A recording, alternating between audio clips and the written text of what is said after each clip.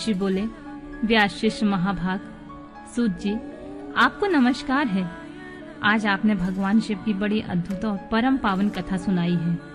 दयानिधि, ब्रह्मा और नारद जी के संवाद के अनुसार आप हमें शिव पूजन की विधि बताइए, जिससे यहाँ भगवान शिव संतुष्ट होते हैं। ब्राह्मण, क्षत्रिय, वैश्य और शूद्र सभी शिव की पूजा करते हैं। वह पूजन कैसे करना चाहिए? आपने व्यास जी के मुख से इस विषय को जिस प्रकार सुना हो, वह हमें भी बताइए। महर्षियों का वह कल्याणप्रद एवं श्रुति सम्मत वचन सुनकर सूत जी ने उन मुनियों के प्रश्न के अनुसार सब बातें प्रसन्नता पूर्वक बताईं। सूत जी बोले, मुनीश्वरों, आपने बहुत अच्छी बात पूछी है, परंतु वह रहस्य की बात है कि मैंने इस विषय को जैसे सुना है, वैसे जैसी मेरी बुद्धि है, उसके अनुसार आज कुछ कह रहा हूँ। जैसे आप लोग पूछ रहे हैं, उसी तरह पूर्व काल में व्यास जी ने सनत कुमार जी से पूछा था। फिर उसे उपमन्यु जी ने भी सुना था। व्यास जी ने शिव पूजन आदि जो भी विषय सुना था, उसे सुनकर उन्होंने लोकहित की कामना से मुझे पढ़ा दिया था। इसी विषय को भगवान श्री कृष्ण ने महात्मा उपमन्यु से पूछा था। इसी विषय को भगवान श्री कृष्ण ने महात्मा उपमन्यु से सुना था। पूर्व काल में ब्रह्मा ने नारद जी से इस विषय में जो कुछ कहा था, वही मैं इस समय कहूंगा। ब्रह्मा जी ने कहा, नारद, मैं संक्षेप में लिंग पूजन की विधि बता रहा हूँ, सुनो। जैसा पहले कहा गया है, वैसा जो भगवान शंकर का सुखमय, निर्मल और सनातन रूप है, उसका उत्तम भक्ति भाव से पूजन करें। इससे समस्त मनोवांछित फलों की प्राप्ति होगी। दरिद्रता, रोग, दुख तथा शत्रु जनित पीड़ा, ये 4 प्रकार के पाप तभी तक रहते हैं जब तक मनुष्य भगवान शिव का पूजन नहीं करता है। भगवान शिव की पूजा होते ही सारे दुख विलीन हो जाते हैं और समस्त सुखों की प्राप्ति होती है।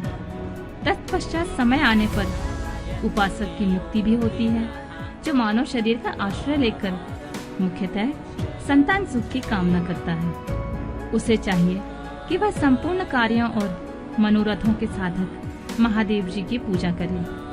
ब्राह्मण, क्षत्रिय, वैश्य और शूद्र भी संपूर्ण कामनाओं तथा प्रयोजनों की सिद्धि के लिए क्रम से विधि के अनुसार भगवान शंकर की पूजा करें।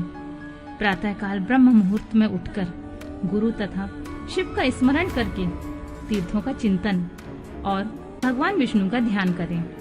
फिर मेरा, देवताओं का और मुनि का आदि का स्मरण चिंतन करके स्तोत्र पाठ पूर्वक शंकर जी का विधि पूर्वक नाम लें। उसके बाद शैया से उठकर निवास स्थान से दक्षिण दिशा में जाकर मल त्याग करें। मुने, एकांत में मलोत्सर्ग करना चाहिए। मुने, उससे शुद्ध होने के लिए जो विधि मैंने सुन रखी है, उसे आज मैं कहता हूँ। मन को एकाग्र करके सुनो। ब्राह्मण गुदा की शुद्धि के लिए उसमें 5 बार शुद्ध मिट्टी का लेप करे और धोए। क्षत्रिय 12 बार, वैश्य 3 बार और शूद्र 2 बार विधि पूर्वक गुदा की शुद्धि के लिए उसमें मिट्टी लगाए। लिंग में 1 बार प्रयत्न पूर्वक मिट्टी लगानी चाहिए। तत्पश्चात बाएं हाथ से 10 बार और दोनों हाथों से 7 बार मिट्टी लगाकर धोए। प्रत्येक पैर में 3-3 बार मिट्टी लगाए। फिर दोनों हाथों में मिट्टी लगाकर धोए। स्त्रियों को शूद्र की ही भांति अच्छी तरह मिट्टी लगानी चाहिए। हाथ पैर धोकर पूर्ववत शुद्ध मिट्टी लें और उसे लगाकर दांत साफ करें। फिर अपने वर्ण के अनुसार मनुष्य दंतवन करे। ब्राह्मण को 12 अंगुल की दंतवन करनी चाहिए। क्षत्रिय 11 अंगुल, वैश्य 10 अंगुल और शूद्र 9 अंगुल की दंतवन करे। यह दंतवन का मान बताया गया है। मनुस्मृति के अनुसार काल दोष का विचार करके ही दंतवन करे और त्याग दे। तात, षष्ठी, प्रतिपदा, अमावस्या, नवमी व्रत का दिन, सूर्यास्त का समय, रविवार और श्राद्ध दिवस, ये दंत धावन के लिए वर्जित हैं। इनमें दंतवन नहीं करना चाहिए। दंतवन के पश्चात तीर्थ आदि में जाकर विधि पूर्वक स्नान करना चाहिए। विशेषतः देश काल आने पर मंत्रोच्चारण पूर्वक स्नान करना चाहिए। स्नान के पश्चात पहले आचमन करके वह धुला हुआ वस्त्र धारण करें। फिर सुंदर एकांत स्थल में बैठकर संध्या विधि का अनुष्ठान करें। यथायोग संध्या विधि का पालन करके पूजा का कार्य आरंभ करें। मन को सुस्थिर करके पूजा गृह में प्रवेश करें। वहां पूजन सामग्री लेकर सुंदर आसन पर बैठें। फिर न्यास आदि करके क्रमशः महादेव जी का पूजा करें। शिव जी की पूजा से पहले गणेश जी की, द्वारपालों की और दिक्पालों की भी भली भांति पूजा करके पीछे देवताओं के लिए पीठ स्थान की कल्पना करें अथवा अष्टदल कमल बनाकर पूजा द्रव्य के समीप बैठें और उस पर कमल पर ही भगवान शिव को समासीन करें। तत्पश्चात 3 आचमन करके पुनः दोनों हाथ धोकर 3 प्राणायाम करके मध्य प्राणायाम अर्थात कुंभक करते समय त्रिनेत्रधारी भगवान शिव का इस प्रकार ध्यान करें। उनके 5 मुख हैं, 10 भुजाएं हैं, शुद्ध स्फटिक के समान उज्जवल कांति है। सब प्रकार के आभूषण उनके श्री अंगों को विभूषित करते हैं तथा वे व्याघ्र चर्म की चादर ओढ़े हुए हैं। इस तरह का ध्यान करके उनकी भावना करें कि मुझे भी इनके समान ही रूप प्राप्त हो जाए। ऐसी भावना करके मनुष्य सदा के लिए अपने पाप को भस्म कर डाले। इस प्रकार भावना द्वारा शिव का ही शरीर धारण करके उन परमेश्वर की पूजा करें। शरीर शुद्ध करके मूल मंत्र द्वारा क्रमशः न्यास करें। पाद्य, अर्घ्य और आचमन के लिए पात्रों को तैयार करके रखें। बुद्धिमान पुरुष विधि पूर्वक भिन्न भिन्न प्रकार के 9 कलश स्थापित करें। उन्हें कुशाओं से ढककर रखें और कुशाओं से ही जल लेकर उन सब का प्रोक्षण करें। तत्पश्चात उन सभी पात्रों में शीतल जल डालें। फिर बुद्धिमान पुरुष देखभाल कर प्रणव मंत्र के द्वारा उनमें 99 द्रवों को डालें। खस और चंदन से पाद्या पात्र में रखे चमेली के फूल, शीतल चीनी, कपूर, बड़ की जड़ और तमाल, इन सब को यथोचित रूप से कूट पीस कर चूर्ण बना लें और आचमनीय के पात्र में डालें। इलायची और चंदन को भी सभी पात्रों में डालना चाहिए। देवादिदेव महादेव के पार्श्व भाग में नंदीश्वर का पूजन करें। गंध, धूप तथा भांति भांति के दीपों द्वारा शिव की पूजा करें। फिर लिंग शुद्धि करके मनुष्य प्रसन्नता पूर्वक मंत्र समूहों के आदि का प्रणव तथा अंत में नमः पद जोड़कर उनके द्वारा इष्ट देव के लिए यथोचित आसन की कल्पना करें। फिर प्रणव से पद्यासन की कल्पना करके यह भावना करें कि इस कमल का पूर्व दल साक्षात अणिमा नामक ऐश्वर्य रूप तथा अविनाशी है। दक्षिण दल लघिमा है, पश्चिम दल महिमा है, उत्तर दल प्राप्ति है, अग्निकोण का दल प्राकाम्य है और नेतृत्व कोण का दल इंशित्व है। वायव्य कोण का दल वशित्व है। ईशान कोण का दल सर्वज्ञव्य है। उस कमल के कर्णिक को सोम कहा जाता है। सोम के नीचे सूर्य है, सूर्य के नीचे अग्नि है और अग्नि के नीचे धर्म आदि के स्थान है। क्रमशः ऐसी कल्पना करने के पश्चात चारों दिशाओं में अव्यक्त महत्व, अहंकार और उनके विकारों की कल्पना करें। सोम के अंत में सत, रज और तम, इन तीनों गुणों की कल्पना करें। इसके बाद सद्योजातम, प्रपद्यामि इत्यादि मंत्र से परमेश्वर शिव का आवाहन करके ओम वासुदेवाय नमः इत्यादि वामदेव मंत्र से इन्हें आसन पर विराजमान करें। फिर ओम तत्पुरुषाय विद्महे इत्यादि रुद्र गायत्री द्वारा इष्ट देव का सानिध्य प्राप्त करके फिर ईशानम सर्व विद्या नाम इत्यादि मंत्र से आराध्य देव का पूजन करें। पाद्य और आचमनीय अर्पित करके अर्घ्य दें।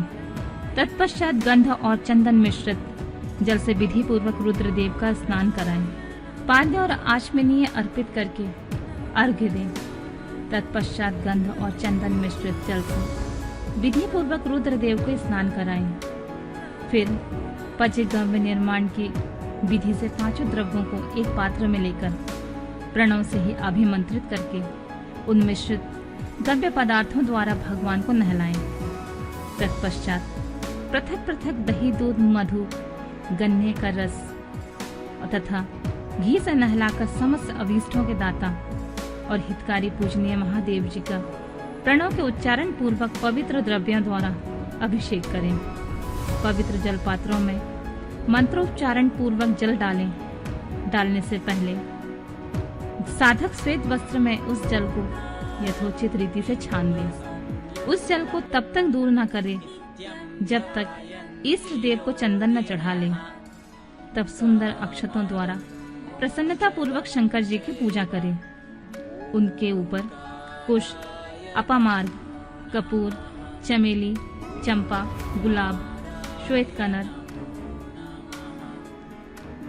कनेर, बेला, कमल और उपल आदि भांति भांति के अपूर्व पुष्प और चंदन आदि चढ़ाकर पूजन करें। परमेश्वर शिव के ऊपर जल की धारा गिरती रहे, इसकी भी व्यवस्था करें। जल से भरे भांति भांति के पात्रों द्वारा महेश्वर को नहलाएं। मंत्र उच्चारण पूर्वक द्वारा पूजन करना चाहिए। वह समस्त फलों को देने वाली होती है। तात, अब मैं तुम्हें समस्त मनोवांछित कामनाओं की सिद्धि के लिए उन पूजा संबंधी मंत्रों को भी संक्षेप में बता रहा हूँ। सावधानी के साथ सुनो। पावमान मंत्र से, वाम्यांग में इत्यादि मंत्र से, रुद्र मंत्र तथा नील रुद्र मंत्र से, सुंदर एवं शुभ पुरुष सूक्त से, श्री सूक्त से, सुंदर अथर्व शीर्ष के मंत्र से, आ, नो, भद्रायाम इत्यादि शक्ति मंत्र से, शांति संबंधी दूसरे मंत्रों से, भारुण्डय मंत्र और अरुण मंत्रों से, अर्थवीष्टाम तथा देवव्रत साम से इत्यादि महामृत्युंजय से तथा पंचाक्षर मंत्र से पूजा करें। 1 सहस्त्र अथवा 101 जल धाराएं गिराने की व्यवस्था करें। ये सब वेद मार्गों से अथवा नाम मंत्रों से करना चाहिए। तदंतर भगवान शंकर के ऊपर चंदन और फूल आदि चढ़ाएं। प्रणव से ही मुखवास अर्पित करें। इसके बाद जो स्फटिक मणि के समान निर्मल, निष्कल, अविनाशी, सर्वलोक कारण, सर्वलोकमय परम देव है, जो ब्रह्मा, रुद्र, इंद्र और विष्णु आदि देवताओं की भी दृष्टि में नहीं आते हैं। वेद वेत्ता विद्वानों ने जिन्हें वेदांत में वनवाणी के अगोचर बताया है, जो आदि, मध्य और अंत से रहित तथा समस्त रोगियों के लिए औषध रूप है, जिनके शिव तत्व के नाम से ख्याति है तथा जो शिवलिंग के रूप में प्रतिष्ठित है।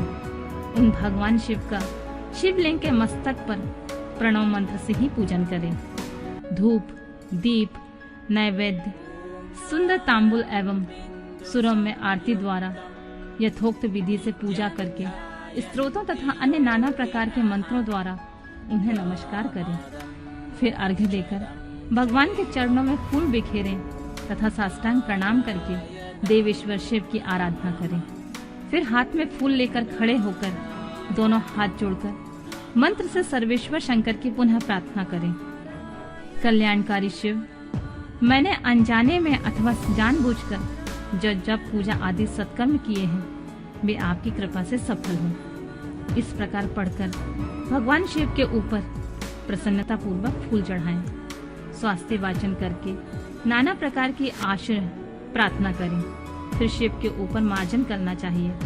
मार्जन के बाद नमस्कार करके अपराध के लिए क्षमा प्रार्थना करते हुए पुनरागमन के लिए विसर्जन करना चाहिए। इसके बाद आद्या से आरंभ होने वाले मंत्र का उच्चारण करके नमस्कार करें। फिर संपूर्ण भाव से विभोर होकर प्रार्थना करें। प्रत्येक जन्म में मेरी शिव की भक्ति हो, शिव में भक्ति हो, शिव में भक्ति हो। शिव के सिवा दूसरा कोई मुझे शरण नहीं देने वाला। महादेव, आप ही मेरे लिए शरण दाता हैं। इस प्रकार प्रार्थना करके संपूर्ण सिद्धियों के दाता देवेश्वर शिव की पराशक्ति के द्वारा पूजन करें।